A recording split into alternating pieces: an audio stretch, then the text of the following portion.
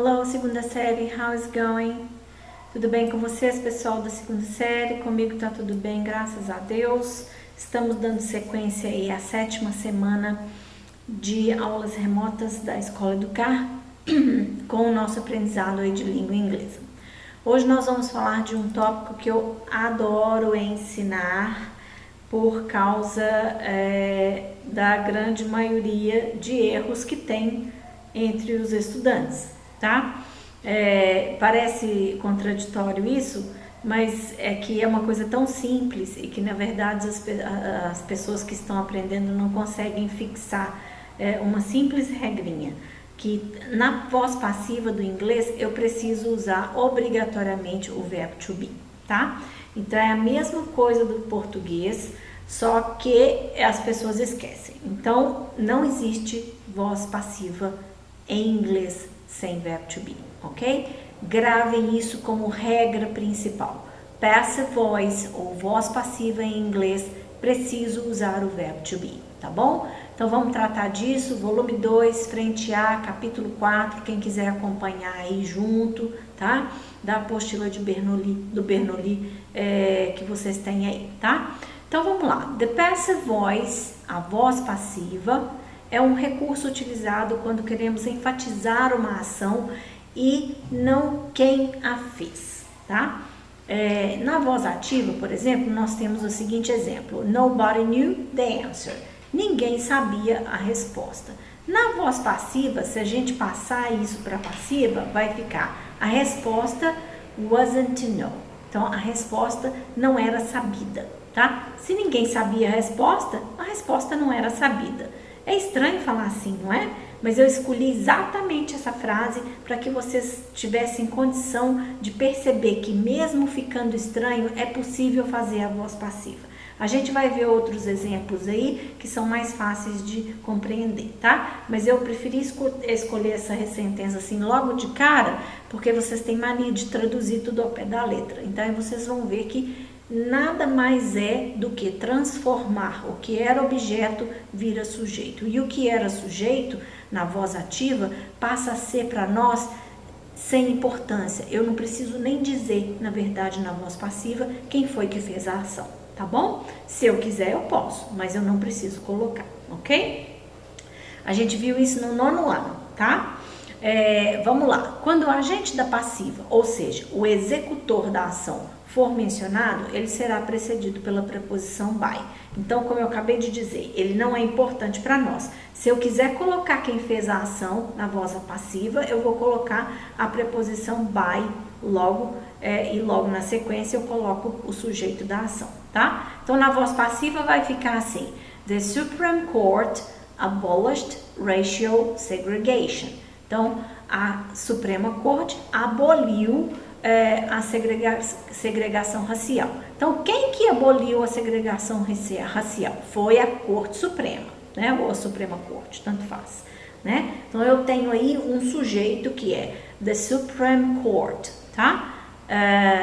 Então, a Corte Suprema é o meu sujeito da ação na minha voz ativa. Na passiva, o que vai acontecer? Eu vou pegar a segregação racial que foi abolida e vou colocar ela como sujeito da passiva. Então, vai ficar: Racial segregation was abolished by the Supreme Court. Então, ela foi abolida, a segregação racial foi abolida pela Suprema Corte. Então, eu simplesmente mudei de lugar e o que é que eu fiz? Coloquei um verbo to be, que aqui, na verdade, nada mais está como passado simples do was.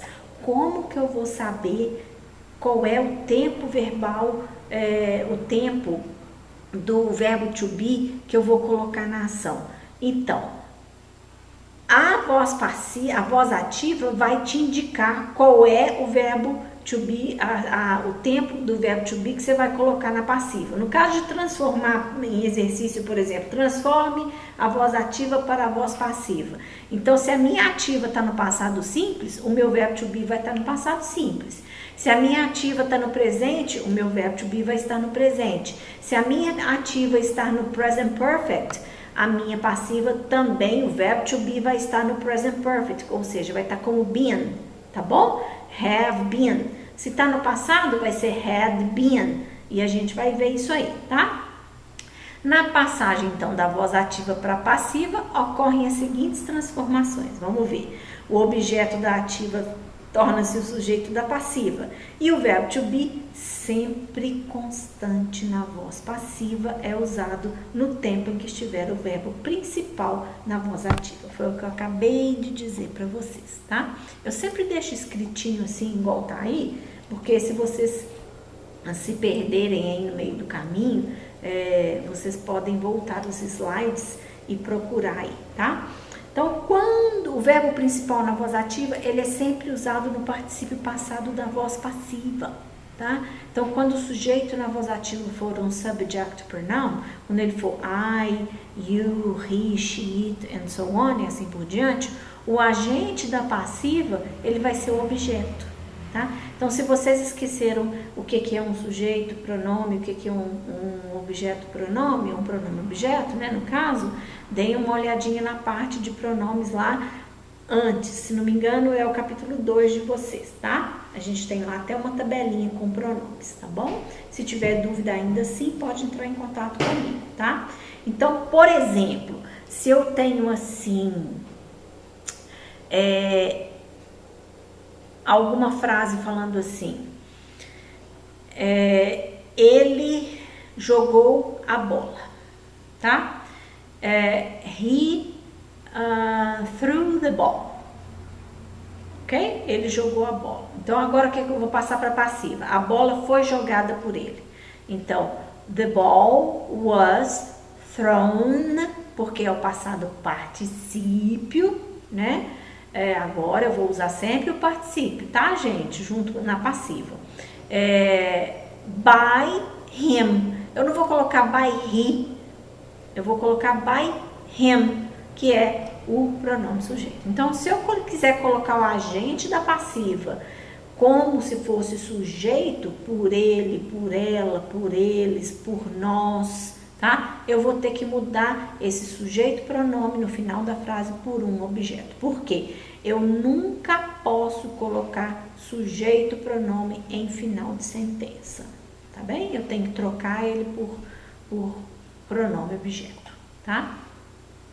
Então, na sequência aí eu tenho exemplos para vocês, que a gente vai ver aí agora. E a gente vai ver ele sempre com them, ó.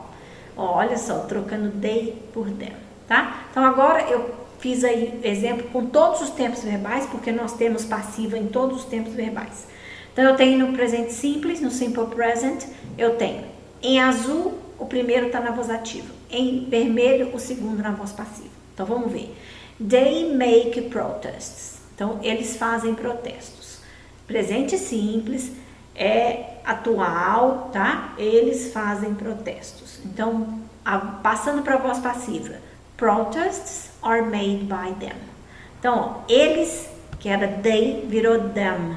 E eu coloquei o by, tá? Antes aqui, porque é por eles. Então, protestos são feitos por eles. Olha o verbo to be aqui, ó, são, tá? Então, ó, sujeito na voz ativa, eles.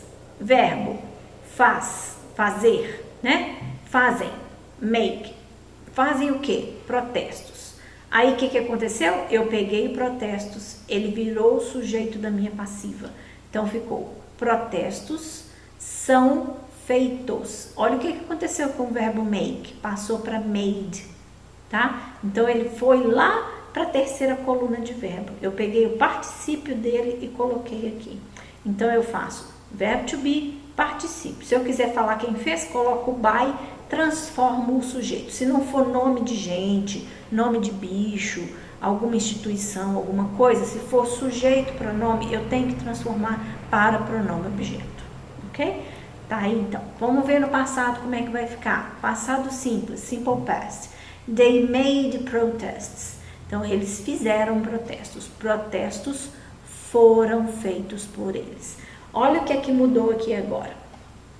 Eu usei o made, porque made é passado simples do verbo make, mas também é passado particípio, né? Então, é make, made, made, ok? Pode olhar lá na coluninha de verbos, que vai ser presente make, passado simples made e passado particípio made. Então esse aqui nada mais é do que o passado simples. Ok. Aí eu falei com vocês, tem que usar verbo to be para fazer a voz passiva, beleza. Como que eu vou mudar aqui agora? Aqui era are no presente, passou para passado simples, virou were. Como que eu vou saber se eu não tiver escrito isso aqui? Eu vou olhar o verbo, tá? Então eu vou olhar aqui, ó. Se na ativa tá falando que eles fizeram, é passado simples. Então o meu verbo to be vai ser no passado simples. E a sequência sempre no particípio, tá? No futuro simples, eu vou fazer com will. Então, they will make protests. Protests will be made by them. Olha só, eles vão fazer, eles farão protestos. Protestos serão, ó o verbo to be aqui. Nossa, mas agora a professora só usou o verbo to be como be. Claro, por quê? Porque o will, ele faz o futuro, não faz? E depois, ele é um modal, né? O que é que a gente usa depois de modal? Sempre o infinitivo sem o to. Então, é to be, eu tiro o to, coloco o be. Sequência, passado particípio. Quero falar quem foi, coloco o by e o them, que eu transformo o they para them, ok? Então, olha só. They will make protests, eles farão protestos, protestos serão feitos por eles. Agora, presente contínuo. They are making protests, eles estão fazendo protestos. Protestos estão sendo, being, ing no verbo to be, sendo feitos por eles. Agora, passado contínuo, they were making protests. Eles estavam, passado, fazendo protestos. Protestos were being, estavam sendo feitos por eles. Presente perfeito e passado perfeito, a gente vai ter uma tradução bem parecida, tá? Você pode entender ela como igual, na verdade. They have made protests, ou seja, eles fizeram protestos, não disse quando, tá? É a diferença aí do simple past. E protests have been made by them. Então, protestos foram feitos por eles, né? Protestos foram feitos por eles. Aqui, ó, mesma coisa, tá? They had made protests, protests had been made by them. Essas duas aqui tem a tradução bem igualzinha, tá? Protestos foram feitos, ok?